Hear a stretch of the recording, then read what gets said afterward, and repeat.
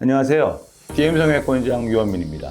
안면 거상을 시행하고 나서 결과가 마음에 들지 않거나 시간이 지나서 처짐이 다시 생겼거나 이런 경우에 이제 안면 거상 재수술을 고민하게 되는데, 오늘은 이 부분에 대해서 성형외과 전문의로서 가장 중요한 부분을 짚어드리겠습니다.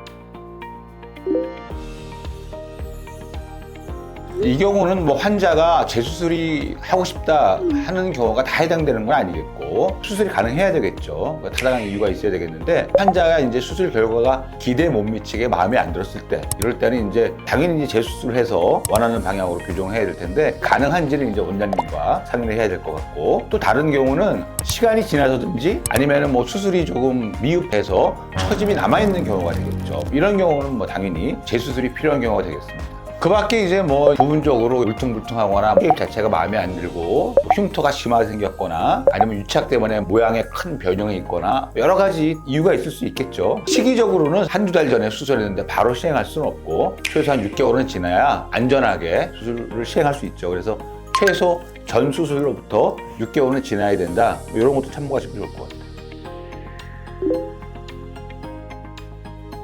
그래서 이제 재수술과 첫 수술이 같을 수가 없죠. 일단 재수술은 수술이 일단 시행된 부분에 유착이 생겨 있고 눈에 보이진 않지만 안쪽으로 흉터도 많이 생겨져 있고, 또 하나는 이제 정상적으로 보통 우리가 시행되는 그런 수술 결과였다고 모르지만 많은 경우가 있어서 원장님의 실수라고 할 수는 없지만 어쨌든 원장님의 어떤 수준에 따라서 수술이 예상치 못한 경우로 진행됐던 경우가 많이 있어요. 유착이 있어서 이런 정도로 수술하셨겠구나 하고 우리가 수술하다 보면 엉뚱한 데도 유착이 있을 수도 있고, 또 엉뚱한 깊이로 수술이 시행됐던 경우가 있어서 예측할 수 없는 상황이 많이 생기기 때문에 시간도 좀 더 걸리고 더 신경도 많이 쓰이고 굉장히 난이도도 높다, 이렇게 설명드릴 수 있죠.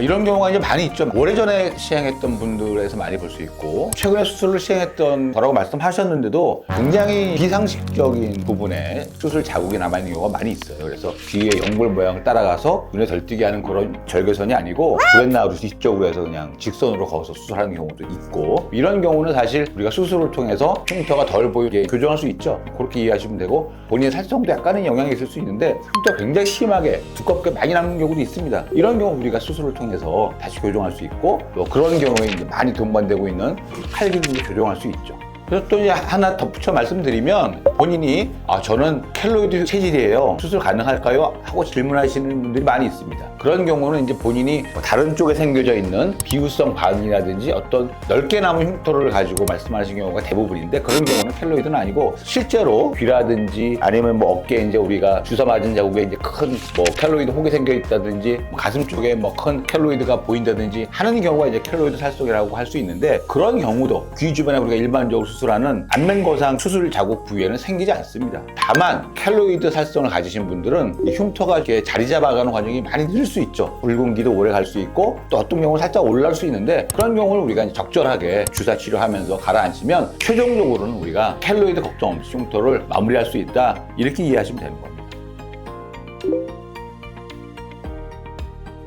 첫 번째는 이제 이 수술 시기가 되게 중요하죠. 그래서 당장 수술이 필요한 상황일 수 있지만, 시기적으로 우리가 환자분은 마음이 급해서 자기가 잘못된 결과를 거울을 보고 굉장히 이제 조급해지는 마음으로 빨리 교정하고 싶어 하지만, 최소 6개월은 지나야 되고, 또 어떻게 본다 그러면 우리가 좀 더 시기를 더 늦춰서 1년 정도 지나는 게 더 좋을 수 있어요. 6개월 지나면은 충분히 수술은 가능하지만, 우리가 아주 정말 흉하게 결과가 남아서 당장 환자분이 이제 생활하는데 많이 불편을 느끼는 경우가 아니라 그러면, 저 같은 경우에는 조금 더 기다리시라고. 왜냐하면은 조금 더 기다리면은 상황이 조금 호전되는 경우가 많이 있습니다. 조금 더 기다리시라고 해서 한 1년 정도는 기다리시는 게 좋지만, 6개월이 지나면은 수술은 충분히 가능하다, 이렇게 말씀드릴 수 있죠. 또 두 번째는 재수술 우리가 하는 이유를 찾아야 되죠. 수술이 좀 미흡해서 리프팅이 좀 덜 되고 처짐이 남아있는 경우라 그러면 오히려 우리가 재수술할 때 교정이 훨씬 더 수월하다고 할 수 있는데, 다른 원인, 너무 과하게 절제했다거나 비정상적으로 수술과 박리가 시행돼서 안이 틀어져 있다거나 유착이 심하거나 하면은 굉장히 난이도가 높아지는 수술이 될 수 있어요. 그러니까 어떤 원인에 의해서 우리가 이제 이런 결과를 초래했는지 그런 원인을 잘 파악해야 되겠죠. 그다음에 세 번째는 이제 우리가 이 재수술을 물론 시행하는데, 수술적인 원칙은 사실은 우리가 새로운 데 절개선을 만들지 않고 기존에 있는 흉터를 이용해서 수술하는 게 원칙이죠. 그래야 우리가 여러 군데 흉터를 만들지 않으니까. 하지만 불가능한 경우도 많이 있어요. 그러니까 이런 여러 점들을 고려해서 수술을 결정해야 된다, 이런 점도 참고해야 됩니다. 그 네 번째는 역시 이 모든 거를 생각을 한다 그러면 이 재수술은 예측치 못한 경우가 많이 생기고 굉장히 난이도가 높은 수술이 될 가능성이 많기 때문에 경험이 많은 또 믿음이 가는 이 원장님을 잘 찾아서 수술 상담을 하고 수술 결정을 해야 된다. 이런 것도 말씀드립니다. 그래서 오늘은 안면거상 재수술에 대해서 말씀드려 봤는데요. 정리하자면 이 재수술은 원인을 잘 파악해야 되죠. 수술 시기가 충분히 이제 됐는지 이런 것도 고려해야 되고, 또 하나는 이제 이 경험이 많은 원장님을 잘 선택해서 수술해야 된다. 이런 점이 중요합니다. 오늘 말씀드린 내용이 수술을 결정하시는데 많은 도움이 됐으면 좋겠고, 더 궁금한 점이 있으시면 댓글 달아주시면 성의껏 답변 드리겠습니다. 이상 DM 성형외과 원장 유현민이었습니다. 감사합니다.